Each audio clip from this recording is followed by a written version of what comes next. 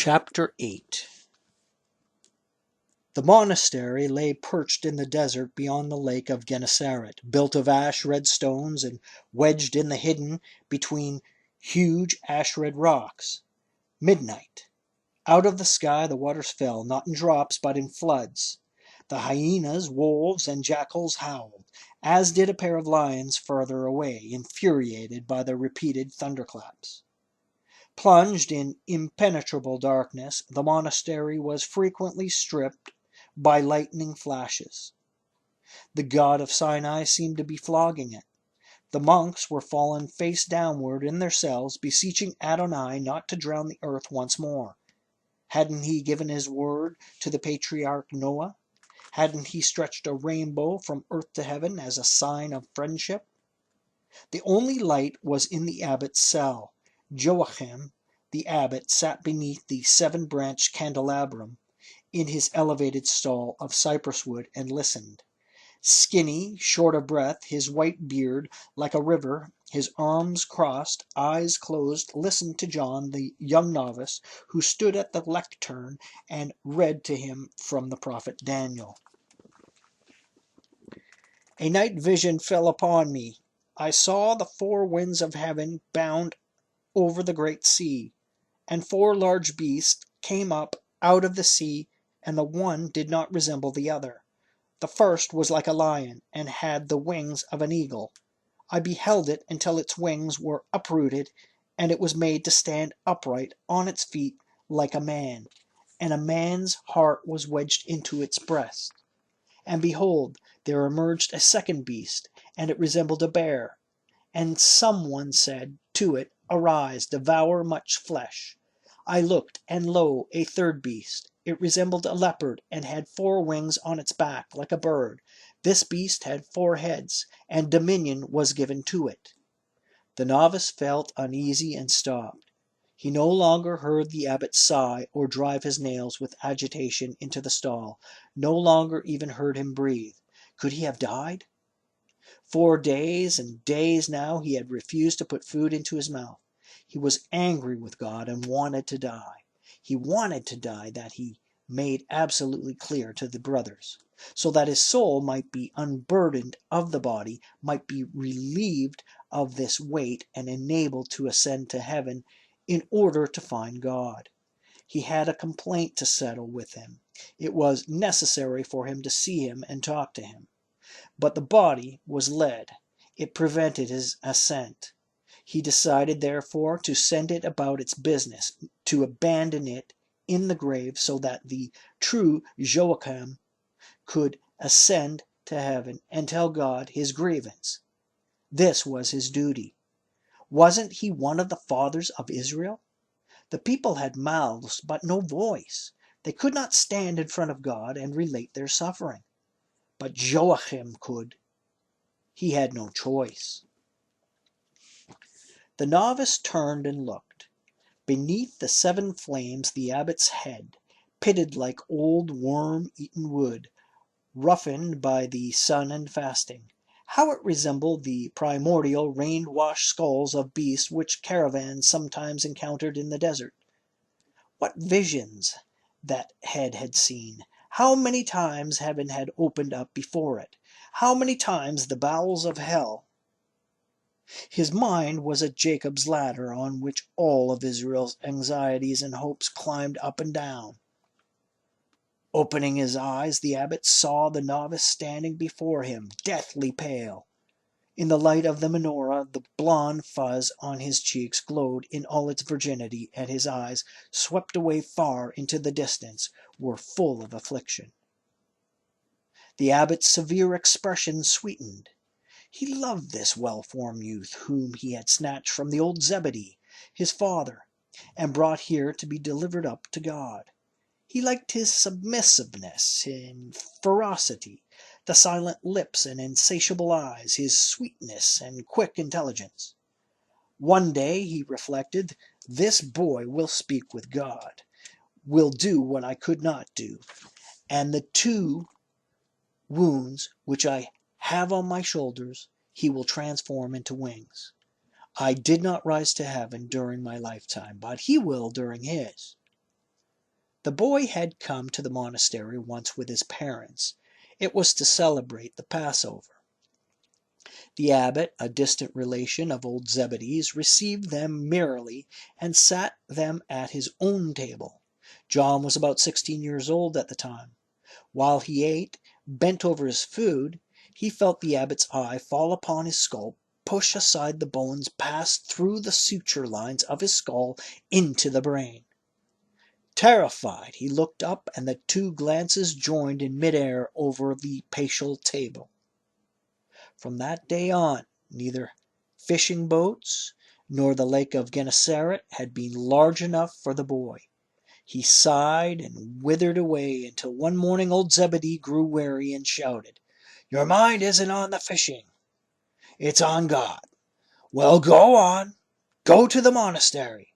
I had 2 sons. God willed that I divide them with him. So let's divide them and be done with it, and let him have his way." The abbot gazed at the boy who stood before him. He had intended to scold him, but as he looked at him, his expression sweetened. "Why did you stop, my child?" he asked. "You abandoned the vision in the middle. One mustn't do that. He's a prophet, and prophets must be revered." The boy turned fiery red, rolled the leathern scroll out onto the lectern once more, and began again, chanting on one invariable note to read. "After this I saw in my night visions a 4th beast, dreadful and sinister and terribly strong, and it had great iron teeth. It devoured and broke in pieces and trampled the remainder with its feet. It did not resemble any of the other beasts, and it had 10 horns. "Stop!" shouted the abbot. "That's enough!" The cry frightened the boy, and the sacred text rolled down onto the flagstones. He picked it up, placed his lips to it, and kissed it, then went and stood in the corner, his eyes riveted on his superior. The abbot, his fingernails now clawed into the stall, was shouting, "Daniel, all your prophecies have been fulfilled. The 4 beasts have passed over us. The lion with the wings of the eagle came and tore us open. The bear who feeds on Hebrew flesh came and ate us. The 4-headed leopard came and bit us, east, west, north, and south. The shameful beast with the iron teeth and the 10 horns sits now above us. He has not come yet, has not fled. All the ignominy and fear you prophesied you send us. Lord, you have sent, and we thank you. But you prophesied good things too.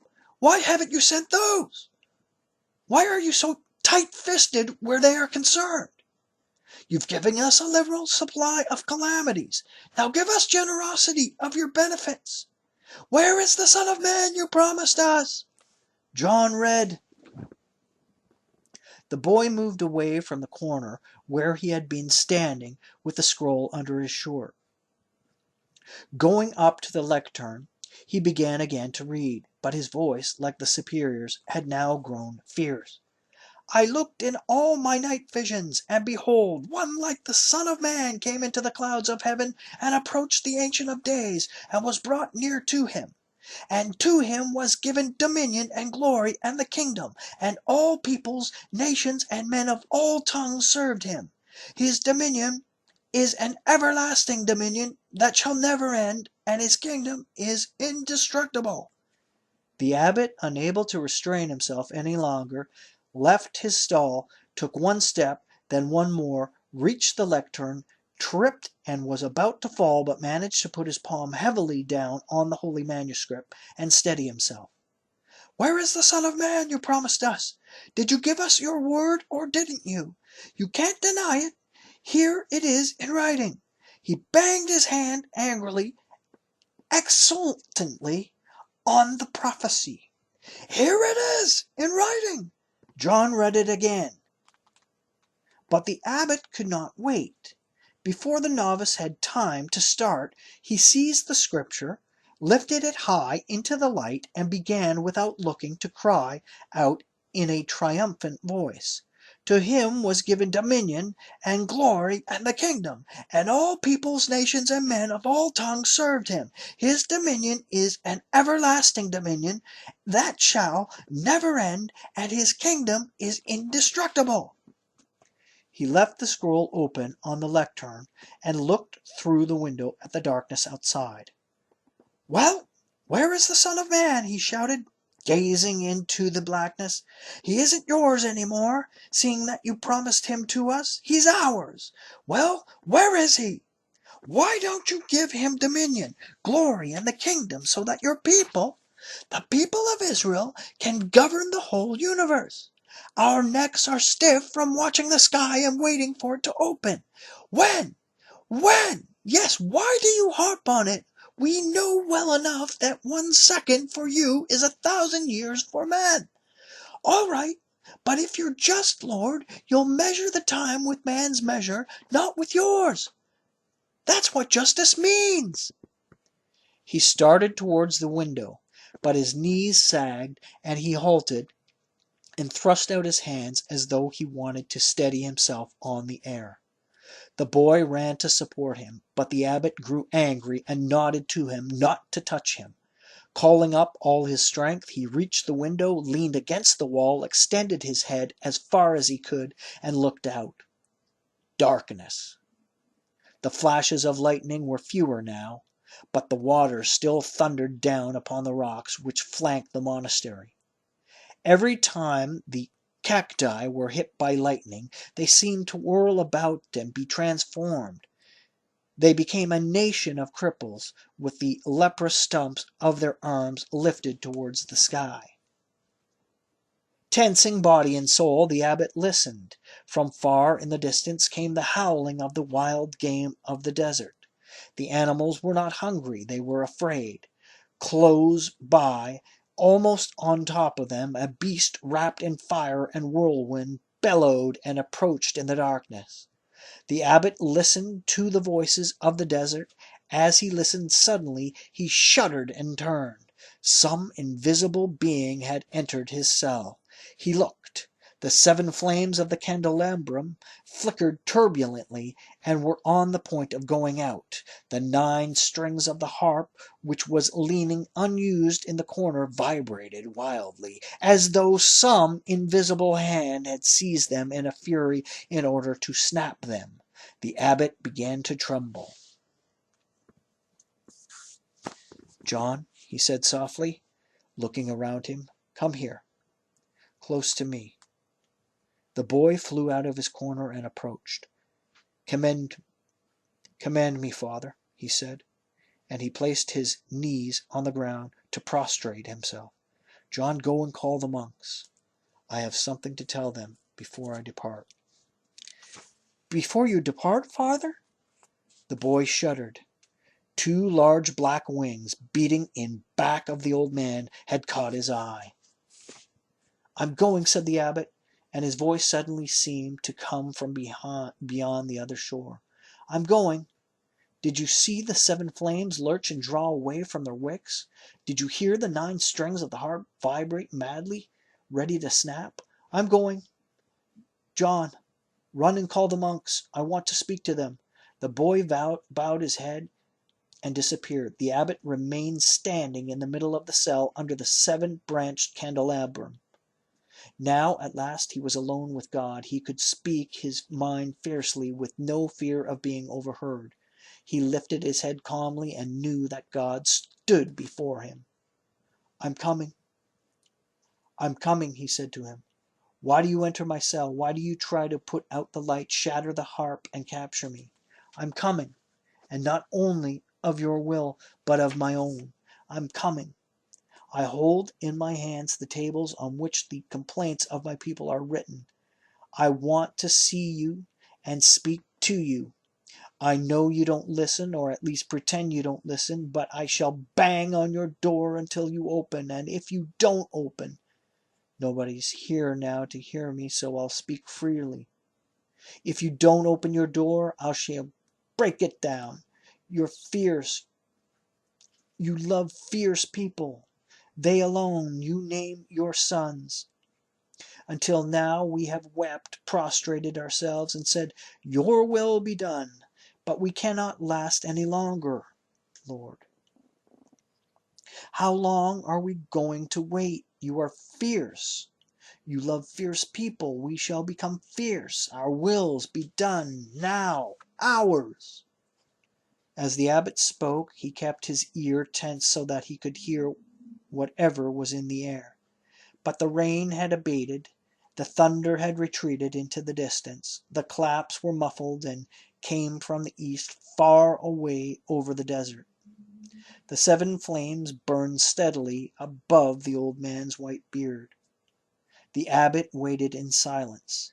He waited a considerable time for the flames to waver again, for the harp to quiver once more with fright. Nothing. He shook his head. The body of a man is accursed, he murmured. It's the body which always intrudes and refuses to allow the soul to see and hear the invisible. Slay me, Lord. I want to be able to stand before you free of the dividing wall of the flesh, so that when you speak to me, I shall hear you. The door of the cell had opened noiselessly meanwhile, and the untimely awakened monks had filed in, dressed all in white. They stood against the wall like so many ghosts and waited. They heard the abbot's last words, and the breath struck in their throats. He's talking with God, they said to themselves. He's upbraiding God. Now the thunderbolt will fall upon us. They stood against the wall, trembling. The abbot looked off into the distance. His eyes were somewhere else. They did not see. The novice approached and prostrated himself. They have come, Father, he said. He spoke softly in order not to frighten him. The abbot heard his subordinate's voice. Turning, he saw the others. He moved from the center of the cell, walking methodically, slowly, holding his moribund body as straight as was able. He reached the stall, mounted the low stool in front, and halted. The phylactery with the holy apothegms, which was around his arm, came undone. The novice darted forward in time to retie it tightly before it could be soiled by touching the ground on which men walk. The abbot put out his hand and grasped the ivory-hilted abbot's crozier, which was next to the stall. Feeling new strength, he tossed his head high and swept his eyes over the monks who were lined up against the wall. Friars, he said, I have a few words to say to you, my last.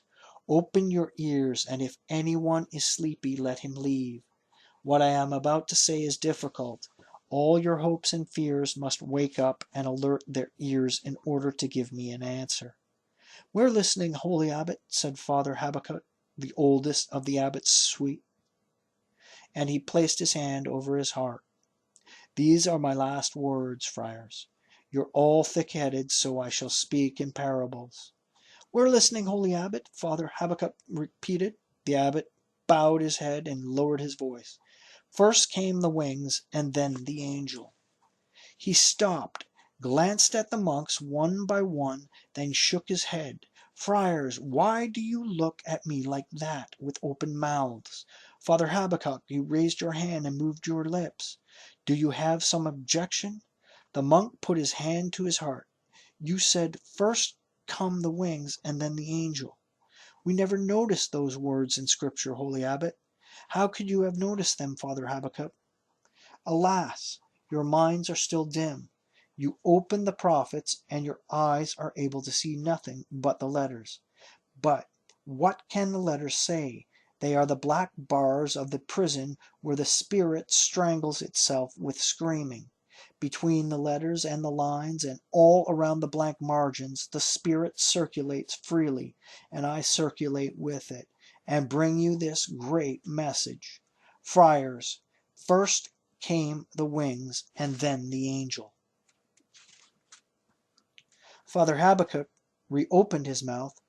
Our minds, Holy Abbot, are lamps which have gone out. Light them so that we may enter into the parable and see. In the beginning, Father Habakkuk, was the longing for freedom. Freedom did not exist, but suddenly, at the very depths of slavery, one man moved his manacled hands quickly, violently, as though they were wings, and then another, and finally the entire people. Questioning voices rang out joyfully. The people of Israel. Yes, friars, the people of Israel. This is the great and terrible moment which we are now passing through. The yearning for freedom has grown ferocious. The wings are beating wildly. The liberator is coming. Yes, friars, the liberator is coming, because, wait, this angel of freedom, what do you think he's made of? Of God's condescension and charity? Of his love? His justice? No, this angel is made of the patience, obstinacy, and struggle of mankind.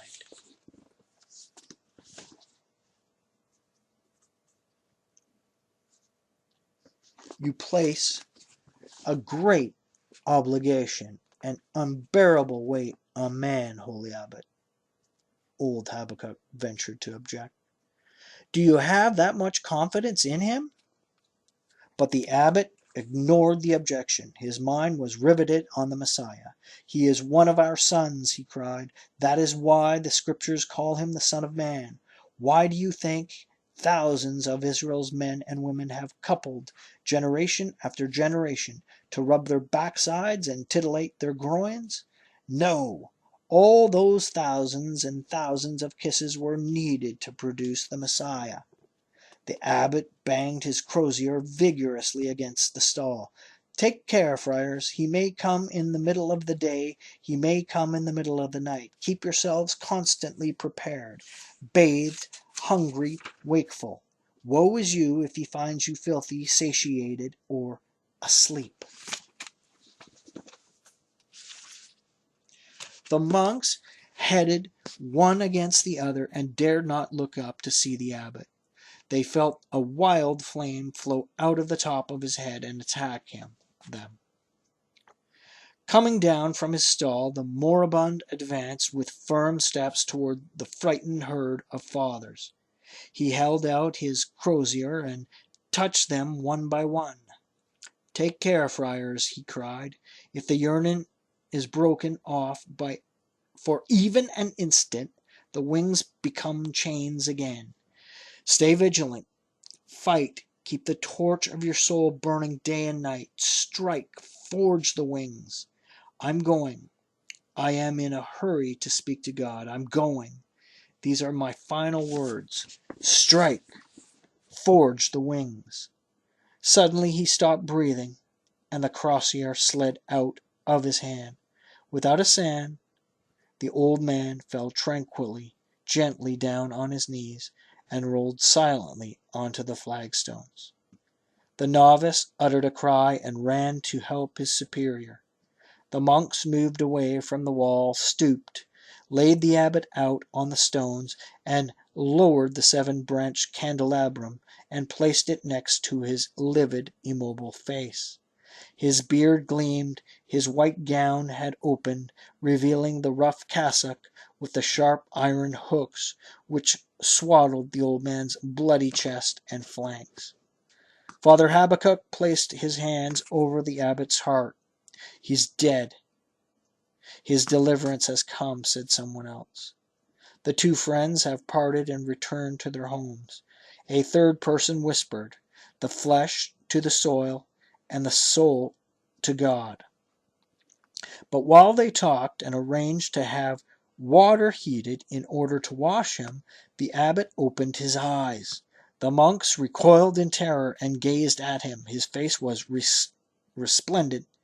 His thin, long-fingered hands moved. His eyes were riveted ecstatically upon the air. Father Habakkuk knelt and again placed his hand over the abbot's heart.